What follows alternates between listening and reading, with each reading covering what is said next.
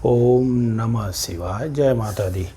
आइए आज मकर लग्न में हम आयुष्य योग को जानेंगे। आयुष मतलब आयु अथवा उम्र कितनी रहेगी, एज कितनी रहेगी, इसके बारे में एक सामान्य जो कॉम्बिनेशन है, सूत्र है, उसको देखेंगे। इसमें बहुत सारे सूत्र हैं, तो ये पार्ट 1 है। एक और 2 और पार्ट ले आने का विचार है।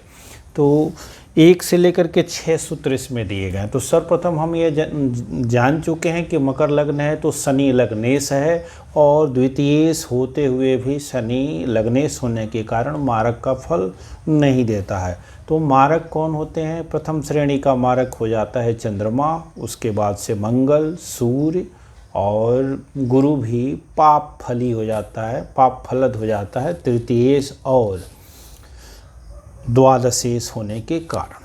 परंतु गुरु सर्वाधिक नैसर्गिक शुभ ग्रह है, इसीलिए हम युतियों में देखेंगे तमाम बार गुरु की इस दृष्टि को अच्छा यहाँ भी रखा गया है। आयुष योगों में हम जानते हैं सूर्य अष्टमेश है, अर्थात आयु को के लिए जब देखना है तो सूर्य को भी देखा जाएगा, क्योंकि अष्टमेश बनता है, आयु का वही स्थान भी है। और लग्नेश शनि जो है ये लग्न से भी आयु प्रदाता है, और नैसर्गिक रूप से आयु का कारक शनि देव ही है। इसीलिए शनि यदि अकेले केंद्र त्रिकोण या लाभ भाव में होता है तो आयु को अच्छी कर देता है। ये सामान्य सूत्र है। आयु के तो बहुत सारे सूत्र हैं, तो सामान्य भी हमको रख लेते हैं। अब ये भी देख लेना है कि मकर लग्न है तो चंद्रमा 12 राशियों में बनेगा, तो उस राशि का जो स्वामी है वो भी बलवान होना चाहिए अपने अष्टमेश से।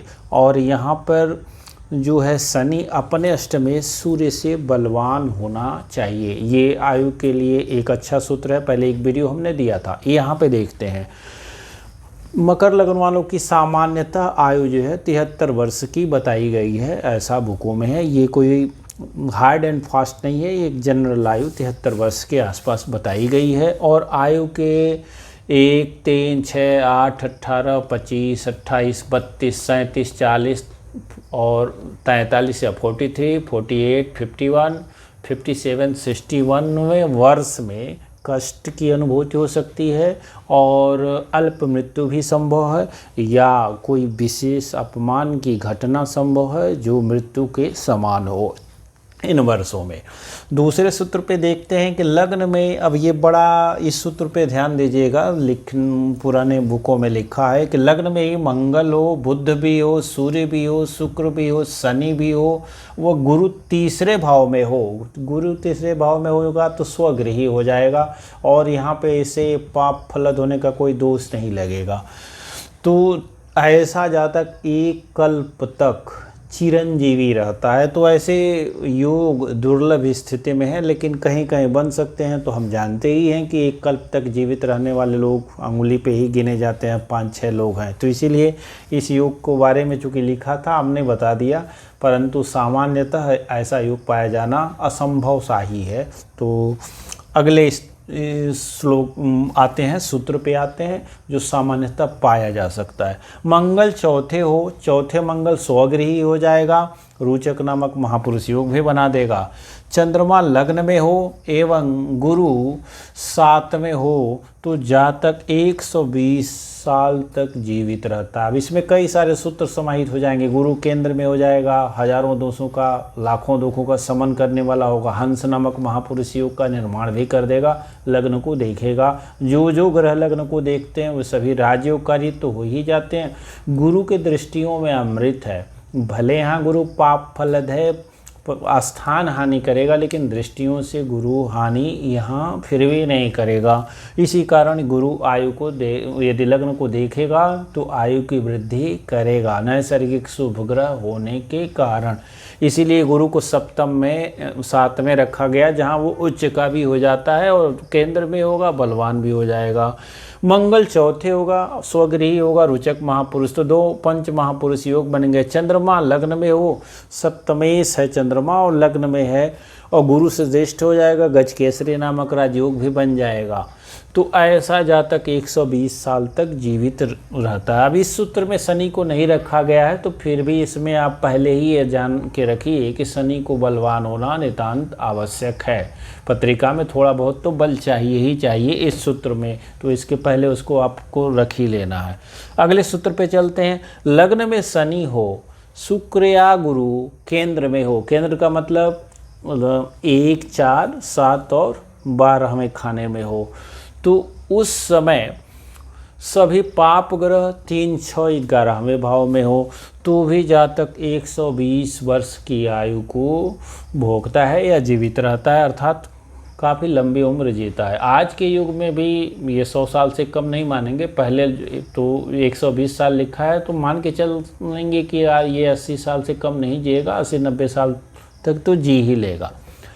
10वें भाव में उच्च का शनि दीर्घायु देता है। हम जानते ही हैं पंच महापुरुष राजयोग जब बनता है तो सस नामक महापुरुष राजयोग बनता है। शनि 10वें भाव में, इसकी काल पुरुष में अपनी भी राशि है, यहाँ पे लग्नेश भी है और नैसर्गिक रूप से आयु का कारक है, उच्च का है, 10वें भाव में है, केंद्र में है, काफ़ी बलवान हो जाएगा। इसी कारण लग्न भी बली और अष्टम का कारक, ये आयु का कारक भी बली, तो लग्नेश और आयु के कारक एक साथ बली हो जाने के कारण अकेले शनि ही लंबी आयु दे देगा। 10वें भाव में स्थित हो तुला का शनि। तो अगला सूत्र देखते हैं। शुक्र 5वें भाव में हो, स्वगृही हो जाएगा, 5वें में वृषभ का शुक्र हो जाएगा, सूर्य केंद्र में हो जाए, सूर्य अष्टमेश है और अष्टमेश केंद्र में जाता है तो आयु के लिए अच्छी बात नहीं कही गई, और वैसे भी सूर्य क्रूर ग्रह भी है, इसीलिए यहाँ ये शर्त है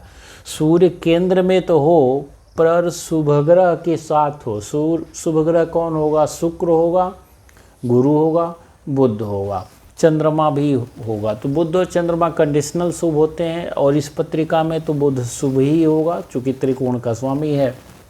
शुक्र तो शुभ ग्रह पूर्ण योगकारी होने के कारण सदैव शुभ रहने वाला है। तो शुभ ग्रह के साथ हो, अर्थात शुक्र के साथ हो और या गुरु के साथ हो, तो जातक 100 वर्ष तक जीवित रह लेता है।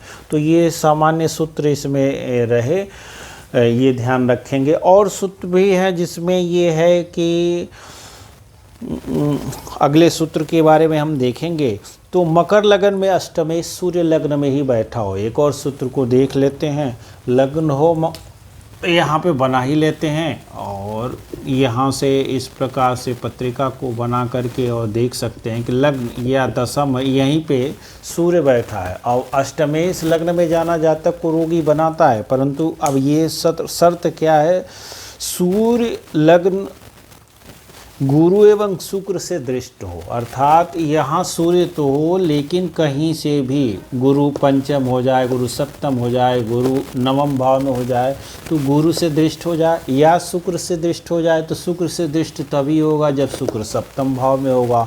तो शुक्र 7म भाव में होगा तो 5म और 10म भाव भी सुधर जाएंगे और साथ में जिस भाव में है 7म भी सुधर जाएगा और यहाँ से देखेगा अर्थात तो सूर्य में भी शुभता आ जाएगी। सूर्य चूँकि अष्टमेश है अर्थात आयु का जो है वाले भाव का स्वामी है तो ये बलवान हो जाएगा। और चूँकि शुभग्रह 2 शुभग्रह लग्न को देख रहे हैं इसके कारण लग्न बलवान हो जाएगा, तो भी जातक की लंबी उम्र हो जाएगी और जातक 100 वर्ष तक की स्वस्थ आयु को प्राप्त करता है और जीवित रहता है अच्छे प्रकार से। अगले वीडियो में मिलते हैं दूसरे भाग को लेकर के, कुछ अन्य योगों को लेकर के। चैनल को सब्सक्राइब करें, वीडियो को लाइक करें।